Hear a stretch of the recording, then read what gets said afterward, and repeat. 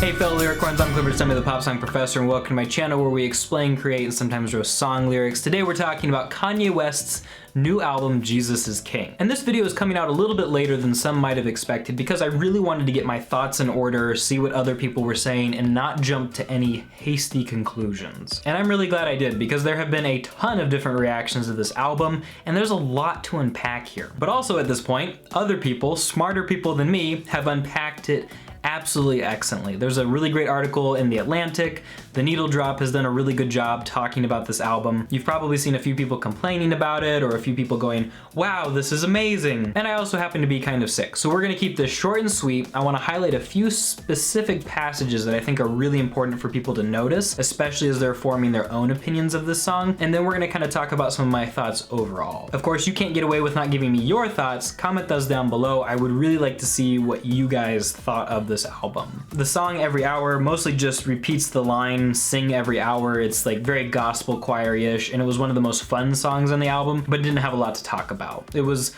basically superficial, and not in a bad way, but just like it was surface level praising God. Cool. ChickfilA was one of the best produced, I thought. It sounded the coolest. Kanye's raps were really great, but there were a couple of lines that were really interesting, and they kind of brought up the question of whether Kanye's Christian, ideas are sincere or not. And it's not really any of our places to question those or to pass judgment on that, but a fair question is, do his ideas of Christianity fall in line with what the Bible teaches? Before the flood, people judged. They did the same thing to Noah. Everybody wanted Yandi, then Jesus Christ did the laundry, and that's kind of cool. He was gonna make his other album, which it sounds like he's kind of saying, oh, it wasn't gonna be that great, it wasn't gonna be very Christian. Jesus did the laundry, he cleaned me up, which is, that's pretty cool. And then in verse 2, he really starts to talk more about his career, and it feels like he loses the ideas or the plot of the song. He says, forgave my brothers and drank up, did everything but gave up, stabbed my back, I can't front, still we win, we prayed up, even when we die, we raise up. And a big part of Christianity is not necessarily that you're gonna win every time. Just read the book of Job. Sometimes Christians suffer more than anybody else. And at its very heart, Christianity is a humble faith. It's one that says, other people are better than me, let's not make this about me,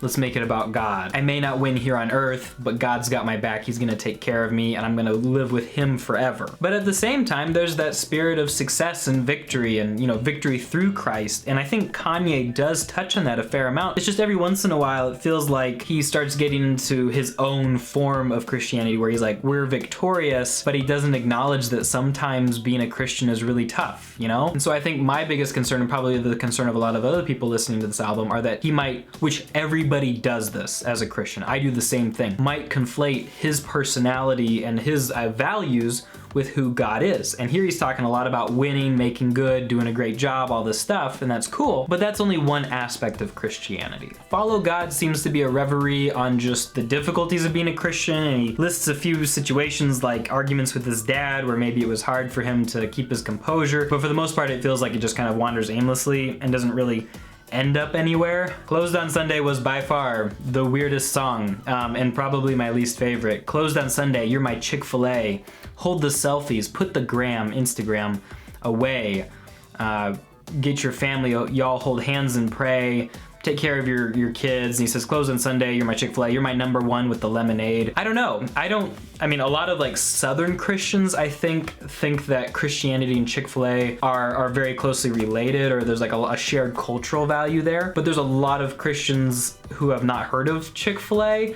Also it's a business, it's not a church, right? And so it's kind of weird that he chose to make this connection here. What he's really talking about is how we need to take a break on Sunday, take a rest. That's a big Christian idea, one that I'm honestly pretty bad at, but just saying like, hey, we're gonna, whatever's going on in our life, we're gonna not worry about it for one day, and we're gonna just trust God that it'll work out. We're gonna take the time to relax. And if people don't relax, we see the effects of deteriorating mental health, getting your values sucked into your job or whatever.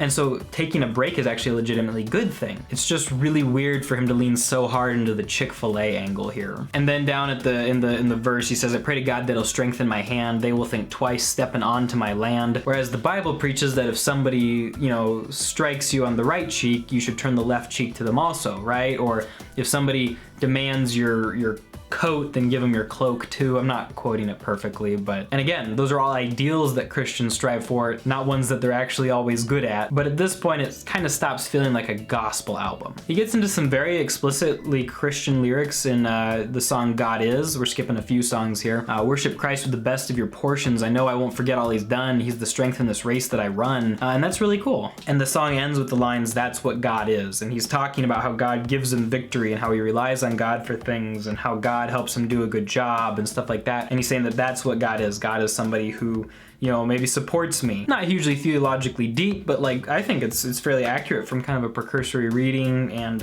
you know, I like the lyrics here. Hands On, I take it back what I said about the Chick-fil-A one. Hands On is probably my least favorite one, particularly for the lines, said I'm finna do a gospel album, what have you been hearing from the Christians? They'll be the first one to judge me, make it feel like nobody loved me. The church is supposed to be like a body of believers who support each other, and so a lot of people for sure were jerks to him, and didn't believe him, said mean things. I haven't met or seen any of those people, but I'm giving them the benefit of the doubt that they were there. I don't know, I don't really think taking that beef public and essentially writing this like little diss track sort of portion, and he repeats it several times, I don't know, I don't think that that's super cool to do, you know? Especially because Christians believe that there's a process to work through things with your brothers and your sisters in Christ. But at the same time, he's an artist who's telling his story and expressing what he's been through. I think there might have just been a better way to go about this particular sentiment. Now, I really love the No Malice verse from Use This Gospel. Probably my favorite lines in the entire album didn't even come from Kanye, even though he's got some good ones, but he says, a lot of damaged souls, I done damage those, and in my arrogance took a camera pose. Caught with a trunk of Barry Manilow's, they sing a different tune when the slammer close. From the concrete grew a rose, they give you wraith talk, I give you faith talk. Blindfolded on this road, watch me faith walk. Just hold on to your brother when his faith lost. I don't know, I just feel like that portion sounds so empowering and so inspiring, very humble. He's admitted like some things that he's done, shows he's vulnerable, but then, you know, he's saying like from the concrete grew a rose. The rhymes are so good. It's a very solid stanza there, and it's without a doubt my favorite part of the entire album. Go listen to that for sure. That was off of Use This Gospel. Jesus is Lord wraps it up. Every knee shall bow, every tongue confess. Jesus is Lord, name of the album, the whole idea. I love what sounds like the heart that Kanye went into this with. He was enthusiastic about his faith, and one of the tenets of Christianity is that we humans are not perfect people. So if he made an album where he maybe was a little bit of a jerk here, or didn't do a super great mix here, or maybe made it about himself a little bit here, the spirit of Christianity, true Christianity, is one of acceptance of the imperfect. Even the imperfect who sometimes make it sound like they think they are perfect, which is an imperfect thing to do. I think it's really cool. I think it's so cool that somebody would be so passionate about their faith and what they believed in that they would immediately want to act on it and create something. And he was so excited and so passionate about it that sure, a couple of people are complaining about the quality of the album here and there, but he was so excited about it, he just had to get it out. He wanted to tell other people, and that's one of the ideas with Christianity, is that when you feel like you've been forgiven of the mistakes that you've made, and you believe in a God who loves you and is watching out for you and is gonna take care of you,